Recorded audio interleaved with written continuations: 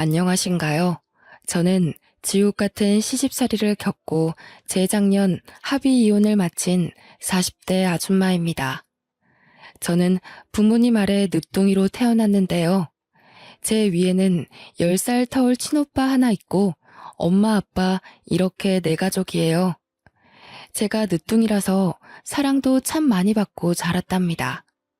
그렇다고 오냐오냐 큰 건 아니었고 저 또한 그 사랑을 알아서 부모님과 부모님 같은 친오빠에게 말썽 한번 부리지 않으려고 노력하면서 컸죠. 그렇게 화목한 가정 아래 지내던 제가 성인이 되자마자 지옥살이를 겪게 될 줄은 상상도 못했습니다. 그게 바로 결혼이었고, 결혼은 제 인생에 잊지 못할 큰 오점으로 남은 기억들이거든요. 제가 어떤 시집살이를 겪고 이혼까지 갈 수밖에 없었는지 얘기 한 번만 들어주시겠습니까? 부모님보다 저를 무척 사랑해주고 아껴주던 친오빠가 제가 중학교 때 외국 생활을 하러 떠났는데요. 저 그때 얼마나 울었는지 모릅니다. 친오빠가 저 때문에 미국행을 일주일 미뤘다가 떠났던 기억이 있네요. 떠나고도 제가 걱정되었던 친오빠는 꼬박꼬박 문자로 저에게 안부를 물어줬어요. 덕분에 친오빠에 대한 그리움을 조금 달랠 수 있었죠. 부모님도 제게는 정말 은혜로운 분들이세요. 부부싸움을 하더라도 자식들 앞에선 최대한 숨겼거든요. 개인적인 다툼 때문에 자식들 마음에 상처 주는 건 안 된다는 사상을 가지고 계셨어요. 저희 집은 형편이 어려운 편에 속했어요. 그럼에도 불구하고 화목했죠. 웃음 가득한 그 가정 아래 저는 성적도 좋았고 밝고 맑게 자랐습니다. 부모님 말로는 제가 다른 집 아이들처럼 사춘기가 와도 투정 한 번 안 부려서 걱정을 했다네요. 그 말을 듣고 내가 그랬나? 하면서 얼마나 웃었는지 몰라요.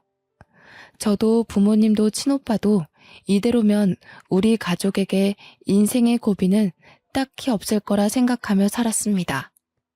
그런데 그런 단란한 가정을 큰일이 날 정도로 뒤집어 놓은 건 다름 아닌 저였는데요. 고등학교를 졸업하고 20살이 된 무렵 저는 형편을 생각해 대학을 포기했어요. 부모님이 보내주려고 했고 친오빠도 개인적으로 연락 와서 자기가 돈 벌고 있으니까 학교 가라고 했는데 저 하나 때문에 가정에 부담을 주고 싶지 않아서 저도 돈 버는 길을 택했었죠. 나중에 공부가 정말 하고 싶으면 그때 대학을 가겠다고 하면서요. 그렇게 시작한 사회생활이 대학가 술집에서 아르바이트를 하는 거였습니다. 저도 언젠가는 연애를 해서 결혼을 하게 되겠지 생각한 적은 있었는데 그게 갓 성인이 된 이 시기에 올 줄은 몰랐어요. 대학가 주변이다 보니 대학생들이 많이 왔는데 그중에 남편도 있었던 겁니다. 남편은 서빙하는 저를 보고 계산할 때 찾아와서 연락처를 물었는데요. 저보고 귀염상이라고 자기 스타일이라서 그러는데 술 한잔 하고 싶다길래 번호를 줬었죠. 저는 모난 곳 없이 사랑만 받고 컸던지라 추잡스런 접근이 무엇인지 전혀 모를 때였어요. 바로 이게 제 인생에서 가장 큰 실수였고 지옥으로 가는 직행 열차였던 겁니다. 저는 남편과 술을 마신 그날 이후 3개월 만에 임신을 했다는 사실을 알았고 무섭다는 이유만으로 그걸 한 달이나 숨긴 채 소가리를 했습니다. 임신 4개월이 되던 차 몸이 이상한 게 느껴져서 할 수 없이 부모님께 알렸죠. 그 사실을 듣고 저희 부모님이 한 일주일은 알아 누우셨어요. 한 번도 혼난 적 없던 제가 그때 처음 부모님께 혼이 났는데 얼마나 큰 잘못을 했는지도 그때 알았습니다. 너무 무섭고 죄송했죠. 그렇게 남편에게 알리고 시댁 귀에까지 들어가게 된 건데요. 시댁은 저를 싫어했는데 그래도 남편은 제 편이 되어 주었어요. 물론 결혼 한두 달까지는요. 그때까진 제가 봐도 남편이 저한테 마음이 있는 상태였어요. 그래서 시댁도 하는 수 없이 이 결혼을 승낙했을 거고요. 저는 결국 20살 나이에 실수로 아이가 생겨 결혼을 하게 된 셈이 되어버렸습니다. 그게 얼마나 잘못된 과정인지 몰랐는데 살다 보니 알게 되더군요. 갑자기 굴러들어온 바위를 보듯 시댁에선 나를 보는 눈빛들이 곱지 않았어요. 그나마 다행인 건 남편한테 누나인 시누이가 하나 있었는데 외국 생활 중이라 결혼식 때도 만난 적이 없다는 거였죠. 시부모도 저를 못 잡아먹어서 안달인데 시누이까지 있었으면 정말 견디기 힘들었을 겁니다. 시댁 식구들은 번번이 친정을 무시했는데요. 친정 살림살이가 넉넉하지 못해서 더 떵떵거리며 저를 괴롭혔어요. 저는 친정에서 이 사실을 알면 속상할까봐 어디 티내지도 못하고 혼자 끙끙 앓기만 했죠. 종종 친정에서 연락이 오면 거짓말로 편하게 잘 지내고 있다고 다들 식구처럼 잘해준다고만 했어요. 남편이란 놈도 처음엔 안 그랬는데 제 배가 남산만해지니까 한순간의 실수로 지 인생 망했다고 꼴 보기 싫으니까 방에 좀 들어가 있으라고 저를 구박하기 시작하더군요. 그땐 정말 기댈 곳 하나 없는 시댁에서 많이 힘들었습니다. 직설적으로 날아오는 상처가 처음이기도 해서 극복할 힘을 전혀 몰랐을 때였어요. 확실히 세탁소하는 저희 친정에 비해 시댁이 잘 사는 게 맞아요. 시부는 군부대로 식재료를 보내는 일에서 과장직을 맡고 있었는데 그게 연봉이 좀 높다고 하더라고요. 그래서 시누이는 외국으로 학교를 보냈고 남편도 한국에서 좋은 대학을 다녔거든요. 이것에 비하면 저는 고졸의 알바생의 혼전 임신에 정말 보잘것없는 사람이었네요. 남편도 남편이지만 특히나 저를 직접적으로 힘들게 했던 건 시모였는데요. 시모는 일을 하는 사람이 아니라서 낮이면 남편과 시부는 직장을 가서 없고 시모와 둘만 집에서 보내야 해서 부딪히는 일이 많았습니다. 뭐 일방적으로 당했다고 봐야겠죠. 시모는 제가 대학도 못 가고 직장도 없고 해서 입버릇처럼 출처 모를 집에서 나온 애 취급을 했어요. 친정부모가 다른 지역에 있어서 더 마주할 일 없으니 친정까지도 제 앞에서 대놓고 까더라고요. 내가 너만 보면 속이 터진다. 여자애가 피임할 줄도 모르고 학교에서 그런 거 안 배웠니? 아니면 작정하고 우리 아들 발목 잡고 싶어서 숨긴 거야? 진작 말했으면 애 지웠을 거 아니야. 내가 쪽팔려서 며느리가 대학도 못 나온 애라고 어디 말도 못해. 아이고 내 팔자야. 말년 다 돼서 이게 무슨 불운인지 모르겠다. 이렇게 며느리 복이 없는 줄 알았으면 어디 부적이라도 살 걸 그랬어. 주말이라 시부가 출근을 안 할 때면 시모 옆에서 꼭 한마디씩 덧붙였는데 시부의 말은 시모에 비해 좀 더 직설적이고 한방이 강한 편이었어요. 두 분은 제가 화장실을 갈 때도 거실에 앉아 눈을 부릅뜨고 지켜봤거든요. 화장실 안에서 소리도 못 내겠더라고요. 그런 환경에서 어떻게 아이가 버텼는지 모르겠어요. 너무 스트레스 받아서 유산될까 싶었지만 다행히 아이는 건강하게 태어났거든요. 정말 사랑스러운 아들이었어요.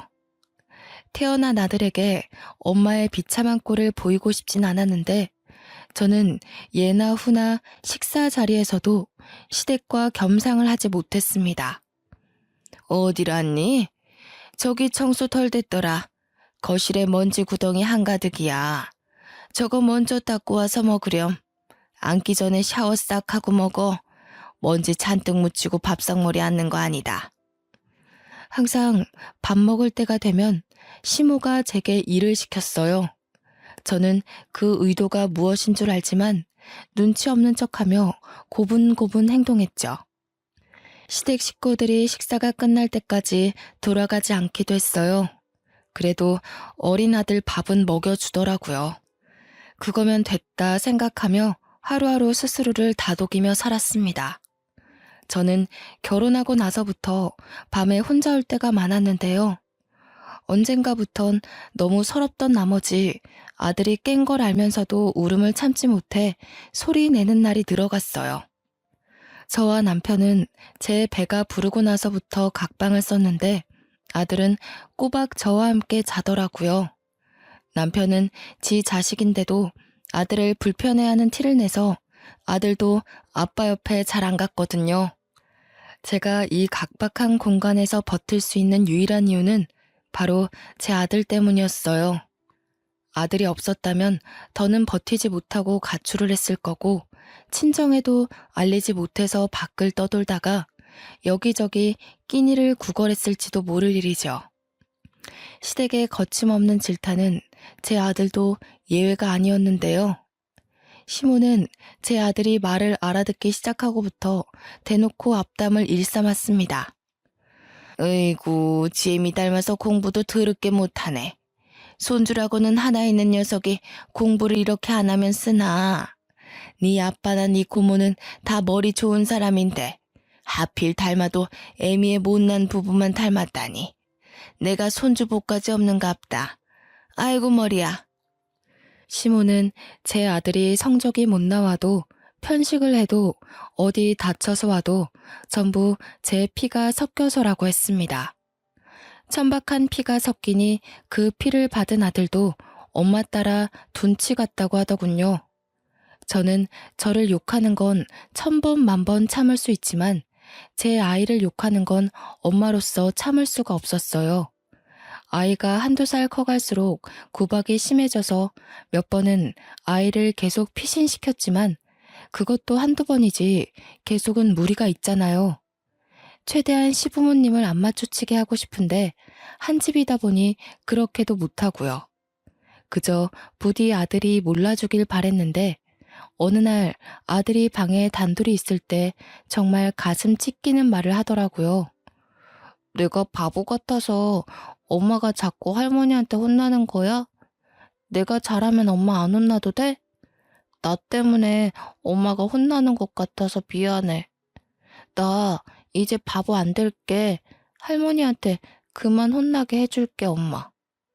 고작 6살 되는 아들이 저한테 미안하다고 다 자기가 모자라서 그런 거라며 자기 탓을 하는데 그날 저는 크게 억장이 무너졌죠. 한참 못 모를 아이 입에서 어떻게 이런 말이 나올 수가 있단 말입니까? 그 순간 저는 여태 뭘 하고 있는 건가 싶으면서 아들 하나 지키지 못하고 도망치기만 했다는 생각에 회의감이 들었습니다.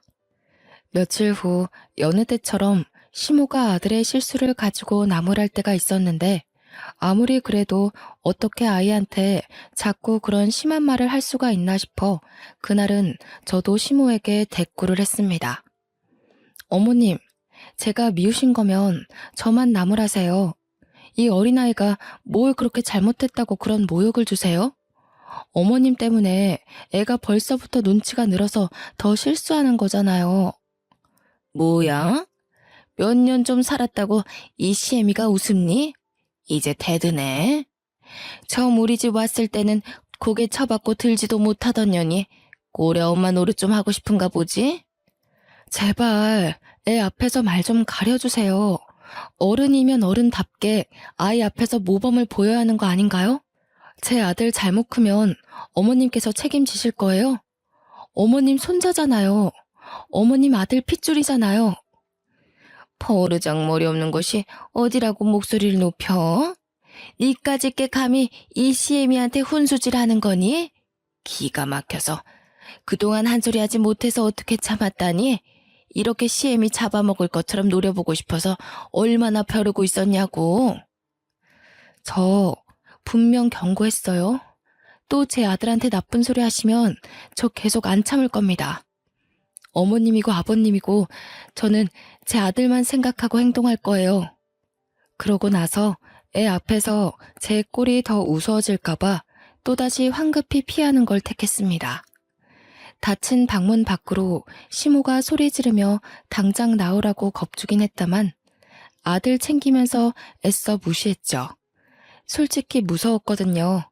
이렇게 누군가와 싸워본 게 처음이라서요. 손을 덜덜 떨면서 아들 옷을 갈아입히는데 아들이 그 고사리 같은 손으로 제 얼굴을 문질러 주더라고요. 몰랐는데 제가 울고 있었나 보더라고요. 아들이 엄마 울지 말라고 안아주기까지 하는데 저는 그저 엄마가 이 모양이라 아들에게 미안할 뿐이었습니다. 그래도 그때가 처음으로 시모한테 대들어본 순간이었는데요.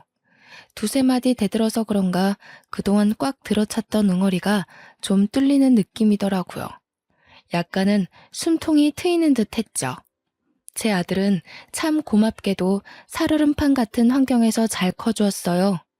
아들이 중학생이 되었을 무렵 사진으로만 봤지 아직 한 번도 만난 적 없는 시누이한테서 연락이 왔는데요. 미국에서 선물을 보내왔더라고요. 주말 아침부터 시부모님과 남편이 신이 나서 선물을 막 구경하대요. 듣자 하니 시누이가 새로 사귄 남친이 있는데 결혼을 앞둘 정도로 오래 만났고 깊어졌다고 해요. 그 남친이 시댁 식구들에게 주는 선물이라고 그러더군요. 감히 바랬던 건 아니었지만 시부, 시모 남편의 선물은 있는데 저와 아들의 것은 없었어요. 당연한 건데도 시누이와 시누이의 예비 신랑이 미웠습니다. 그깟 선물 필요 없지만 이런 식으로 어린 아이한테 상실감을 줄 필요는 없잖아요. 하필 그날이 아들 생일이었는데 중학생이 된 아들에게 엄마가 돼서 새 가방 하나 사주지 못해 마음에 걸렸던 참이었거든요. 생일날 선물 하나 사주려고 요번에 남편이 주는 생활비를 조금씩 아껴서 돈을 빼놓긴 했다만 시댁 식구들의 저 꼴을 보고 반충동적으로 오후에 집을 나섰어요. 나가서 남자 아이들한테 인기 있는 새 가방 하나를 구입했죠. 이거 하나 사는데도 시모가 저보고 갈 데도 없는 년이 어딜 돌아다니냐며 쏘아붙이던 걸 무시하고 나와서 산 거예요. 아들, 생일 축하해. 엄마가 케이크도 해주고 싶은데 빵집에 케이크가 다 팔렸다네. 촛불 못 불어서 미안해. 초등학교 때 매던 가방 들고 다니느라 불편했지? 엄마가 진작 사줬어야 하는 건데 너무 늦었다. 마음에 들어?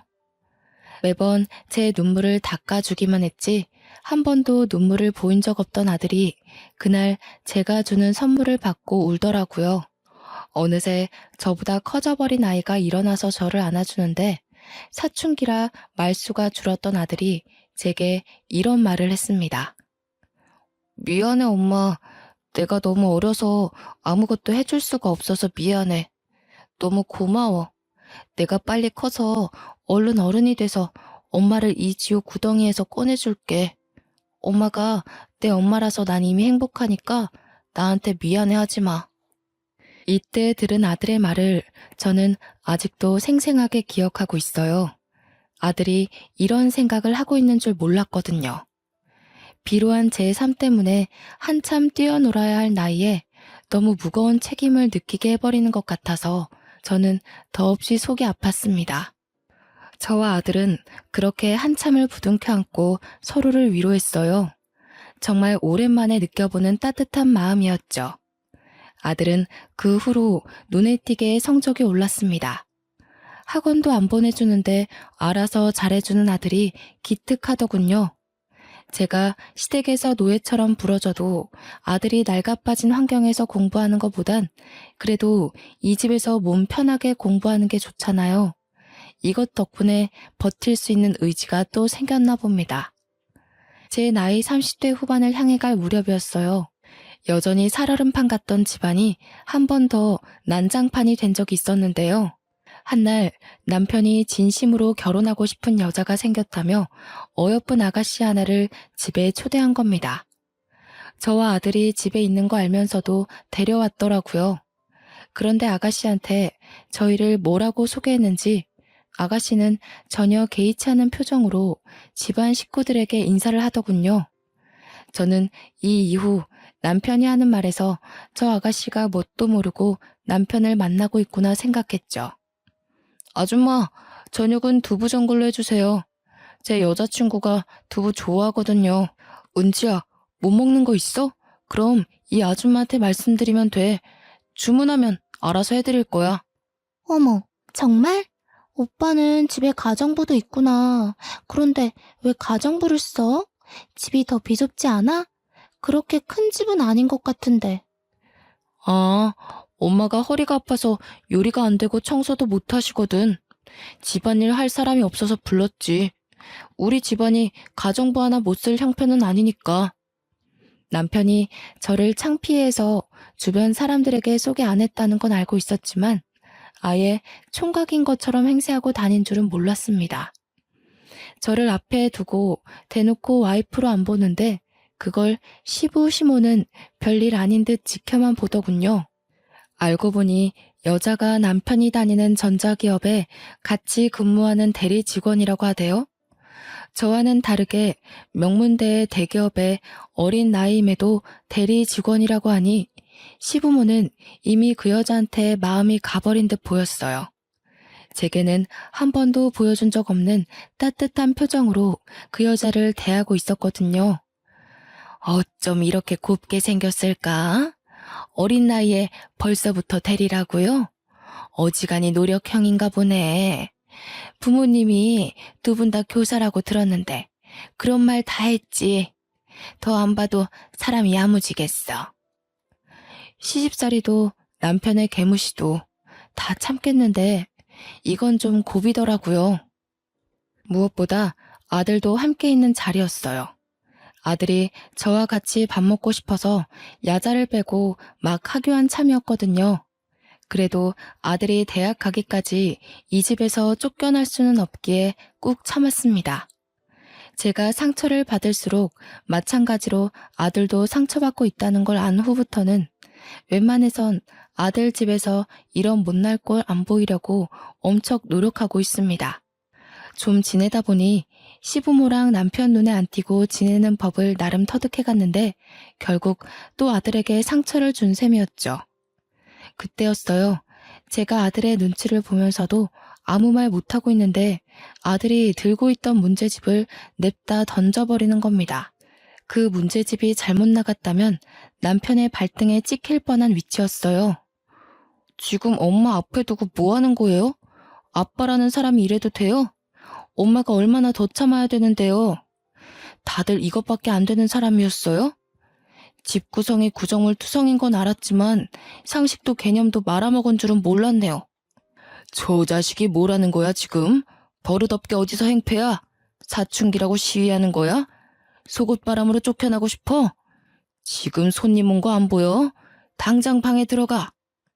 오빠, 저 애는 누구예요? 혹시 저 아이가 오빠 조카라는 친구? 저는 되게 어린아이인 줄 알았는데 아니네요?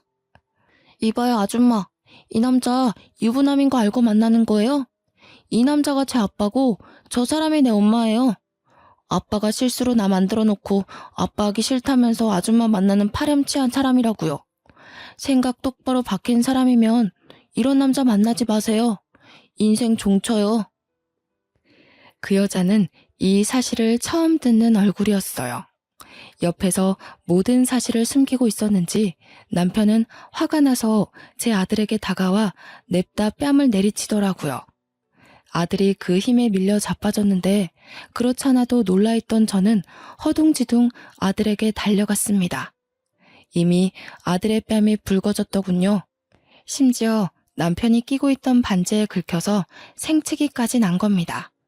저는 그대로 눈이 돌아 남편의 머리채를 잡아버렸어요. 내 새끼 손대지 마. 내가 다 참아도 내 새끼 건드리는 건 못 참아. 아빠 노릇 안 할 거면 손찌검은 하지 말아야지.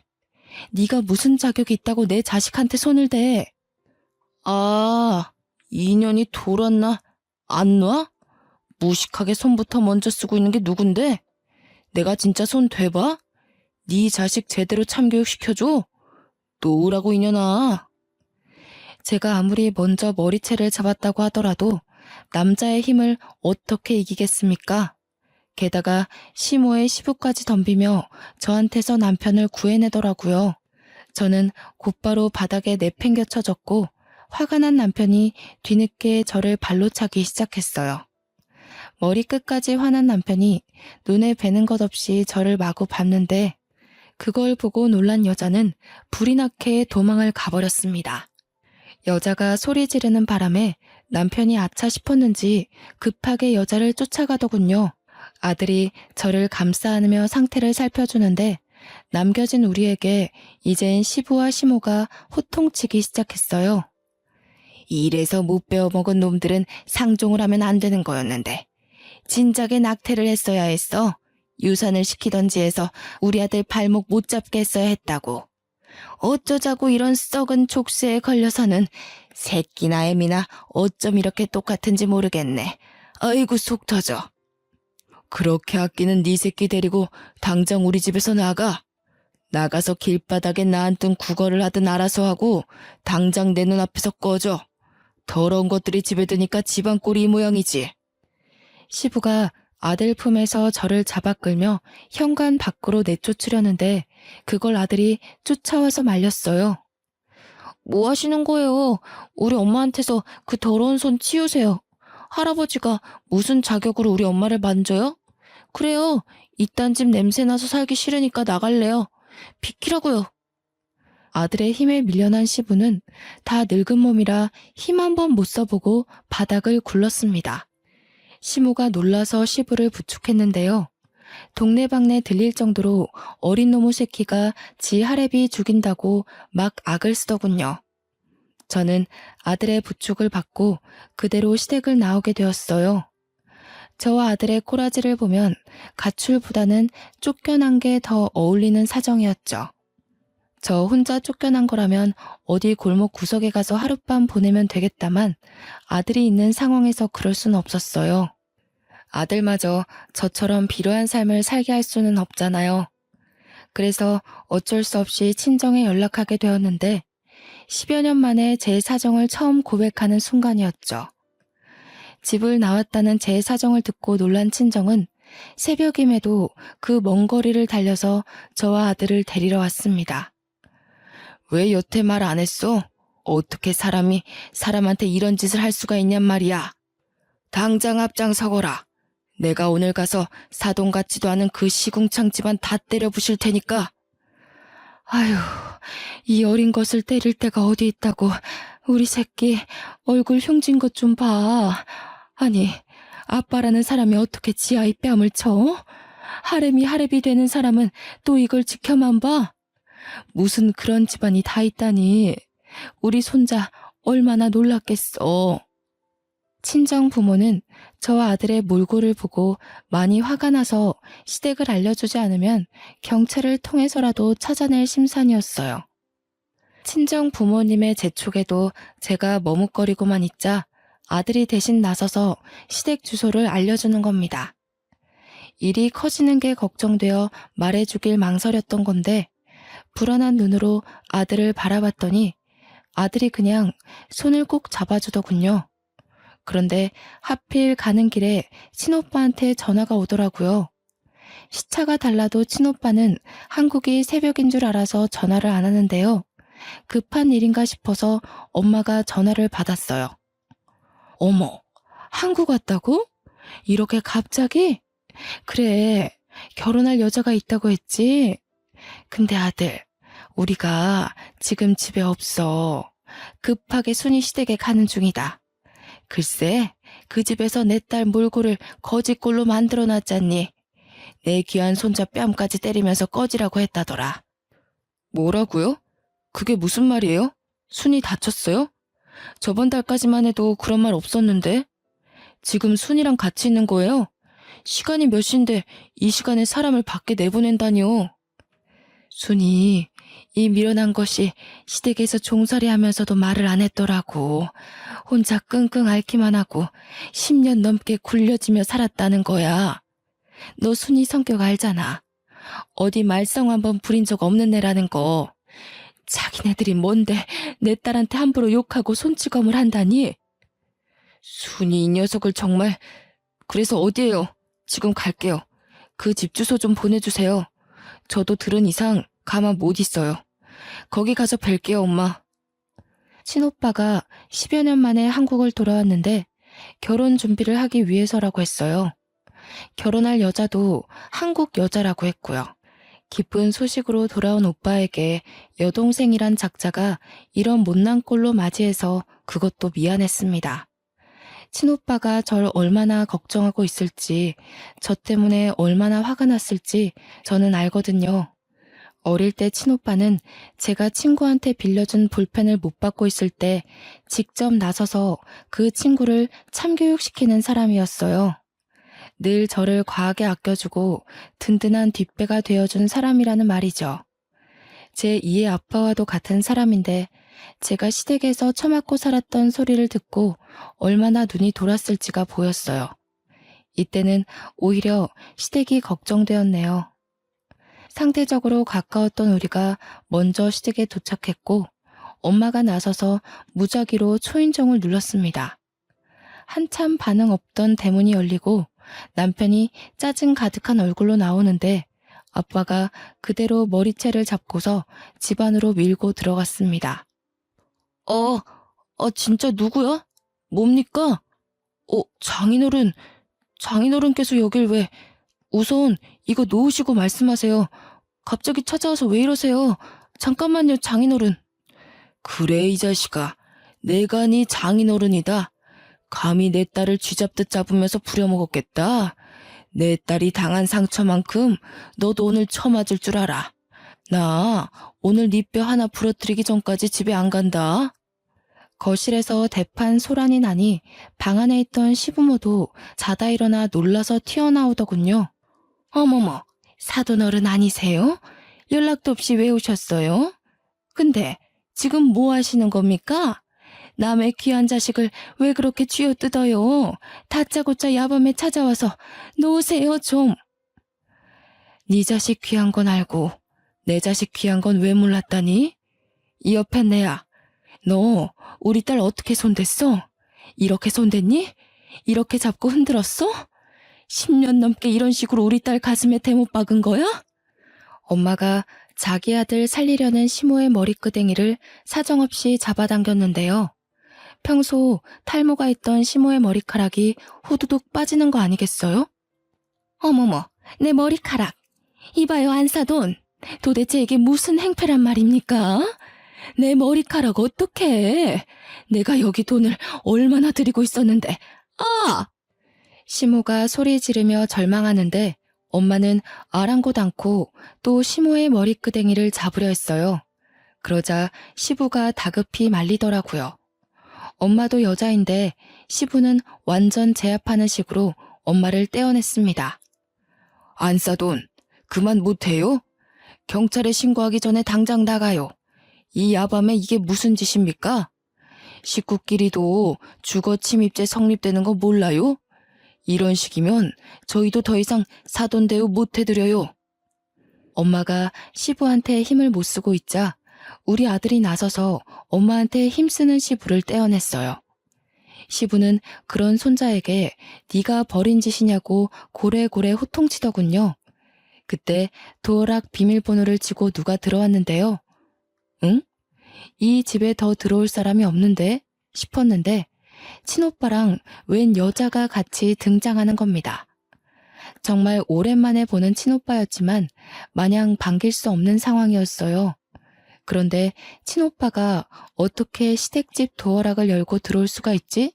생각하던 와중이었죠. 머리카락 때문에 절망하고 있던 시모를 보필하던 남편이 친오빠 옆에 여자를 보고 소리쳤는데 누나, 언제 왔어? 아니, 이 사람들 미쳤나봐. 경찰 좀 불러줘. 하는 짓도 진짜 거지 같아서. 내가 말해줬지? 실수로 이런 거지 같은 여자를 집에 들였다고. 아니나 다를까 집안이 전체로 다 돌았어. 누나? 남편이 소리치는 바람에 친정도 시댁도 전부 친오빠를 돌아봤고 친오빠 옆에 있는 여자는 다름 아닌 신우이였습니다. 그러니까 우리 친오빠가 미국에서 만나 결혼까지 마음먹은 여자가 바로 신우이라는 거죠. 아들아, 이 사람들 좀 봐라. 이 사람들이 내 딸이랑 손주를 이렇게 만들어놨다. 어떻게 이럴 수가 있다니? 내가 이런 집구석인 줄도 모르고 우리 순이가 얼마나 아팠겠니? 응? 엄마가 친오빠한테 달려가면서 우리들의 다툼은 잠시 종결났고 모두가 상황 파악에 들어갔습니다. 그 잠깐은 친오빠한테 하소연하는 엄마 말고는 모두가 조용했죠. 놀란 건 우리도 마찬가지였으나 겹사돈이 될 뻔한 친오빠와 시누이도 서로 많이 놀란 것 같더라고요. 말도 안 돼. 자기, 나한테 거지 같은 올케가 들어왔다는 게 내 동생을 말한 거였어? 미국에서 내내 자기 남동생이 올케 때문에 인생 망했다고 하소연한다 그랬잖아. 어디 미국에 버려놓고 올 데 없냐고 물었었잖아. 아니야. 내가 자기 동생한테 왜 거지 같다고 해. 그러니까 지금 내 올케가 당신 여동생이라는 거야? 그 10살 타올이라던 귀여운 여동생? 어떻게 이런 일이 있을 수가 있어? 자기 분명 그랬어. 한두 번도 아니고 거의 틈날 때마다 올케 얘기했다고. 남동생이 사고쳐서 결혼했는데 올케랑 그 집안이 산거지라고 욕했었잖아. 나 덕분에 자기 부모님이 올케 때문에 속 썩은 거 위로받겠다면서 결혼 결심해줘서 고맙다고 그랬잖아. 나는 오빠 동생인 줄 모르고, 그러니까 그게, 야, 너는 왜 올케가 이런 사람인지 말 안 했어? 올케 집안이 무슨 거지 같은 집안이야. 우리 집보다 훨씬 재산 많다고. 멍청한 게 진짜 제대로 알아보지도 않고. 무슨 소리야. 돈이라곤 쥐뿔도 없는 거 맞아. 내가 10년을 넘게 지내면서 봤는데 집에 돈이 있었으면 제가 구박받고 살았겠어? 신우이랑 남편이 하는 말을 듣고 친오빠는 더 머리끝까지 화가 났어요. 그대로 둘을 무시하고 엉망이 되어 있는 저를 챙기기 바빴죠. 그리고는 신우이랑 이야기하면서 어안이 벙벙해져 있는 남편에게 다가가 냅다 주먹을 날리는 겁니다. 전부 무방비한 상태였던지라 남편은 그대로 두세 대는 더 맞았습니다. 그러자 뒤늦게 신우이가 와서 친오빠를 급히 말렸는데요. 오빠, 진정해. 일단 우리 말로 하자, 응? 내가 다 설명할게. 우리 사이에 오해가 있었던 것 같아. 나도 몰랐고 우리 집안도 오빠를 몰라서 그랬어. 앉아서 대화로 풀어보자. 나도 너 많이 사랑했거든. 근데 우리 가족보다 우선순위는 아니야. 그리고 듣자하니 너 내 재력 때문에 만나는 거였어? 내 동생이 돈이 없어서 이 괴롭힘을 당해도 똑같이 무시했던 거야? 아니야. 나 오빠 사랑해서 결혼하려는 거야. 어떻게 사람이 돈만 보고 5년을 넘게 사귀겠어. 그런데 올케 사정은 정말 몰랐어. 나는 우리 엄마 아빠가 이 정도로 못 살게 굴었는지도 모르고 있었어. 정말로. 더 이상 변명으로밖에 안 들리네. 며칠 생각할 시간 좀 가지자. 네 얼굴만 보면 이 구역질 나는 집안 사람들 얼굴이 떠올라서 못 만나겠다. 그만 갈게. 내가 연락할 때까지는 전화하지 마. 친오빠는 저와 가족들을 데리고 이대로 집을 나가려고 했습니다. 그런데 신우이가 심할 정도로 집착하며 친오빠한테 매달리는 거 아니겠어요? 처음에는 오래 만난 사이라서 남이 될까봐 겁에 질려 그러는 줄 알았어요. 그런데 다 친오빠 재력 때문이더군요. 저는 시댁살이 하느라 몰랐는데 알고 보니 우리 오빠가 미국의 보험계리사 자격증이 있는데 그 자격증이 국내 10명 내외로만 가지고 있을 만큼 대단한 거라고 하더라고요. 친오빠가 다니는 미국 회사에선 한국 보험사가 딱 2명 있는데요. 그 회사가 좀 잘 나간답니다. 미국 현지인들도 들어가기 쉽지 않다네요. 친오빠는 거기서 연봉으로 세후 10억을 받고 있었대요. 심지어 반 이상을 친정에다가 보내주고 있었는데 친정 부모님은 아들 돈이라서 함부로 못 쓰고 있었다는 겁니다. 친오빠가 그 회사에 들어간 직후부터 친정으로 용돈을 보냈다고 하니 그럼 적어도 10년 가까이는 됐다는 건데 얼추 계산을 해도 80억 현금이 친정 부모님 통장에 꽂혀 있는 거였어요. 저희 친정이 40년째 세탁소를 하고 있거든요. 벌이가 대단히 많지는 않다만 그래도 그 벌이로 저와 친오빠를 키울 만큼은 된 형편이었어요. 시댁에서 하도 무시를 해서 그렇지 동네 세탁소 치고 나쁘지 않은 벌이었습니다. 또 친정 부모님이 워낙 알뜰해서 돈을 허투루 쓰지 않는데 매달 적금까지 했으니 대략 90억이 그냥 뜬 돈으로 있는 셈이었죠. 당연히 부동산 재산은 빼고 말씀드린 겁니다. 친오빠가 친정으로 돈을 보내주고 있는지 몰라서 저 또한 저희 집 재산을 모르고 있는 실정이었거든요. 저도 시댁과 마찬가지로 좀 놀랐답니다. 신우이는 매정하게 돌아서는 친오빠를 더 붙잡으며 시댁 사람들한테 고래고래 소리치기 시작했어요. 빨리 와서 무릎 꿇고 빌어 다들. 엄마 아빠 지금 어떤 사위를 놓치게 생겼는지 알아? 이 사람이 얼마나 대단한 남자인지 아냐고. 우리 집 수준에 이런 남자 만날 수 있을 거라고 생각해? 내 수준에 이런 사위 다시는 있을 것 같냐고. 부모가 돼서 왜 딸앞길을 막아? 왜 내 인생 망가뜨려? 당장 잘못했다고 빌라고. 신우이가 굉장히 한성가라는지 시댁들이 다들 아무 말도 안 하고 벙쪄 있더라고요. 그때 친오빠한테 얻어맞은 남편이 먼저 상황을 파악하고 급히 제게 다가와 손을 붙잡았습니다. 남편 손, 결혼식 때 잡아보고 처음 잡아보는 거였어요. 당신한테 오빠가 있었어? 왜 말 안 했을까? 나는 그런 줄도 모르고. 미안해 여보.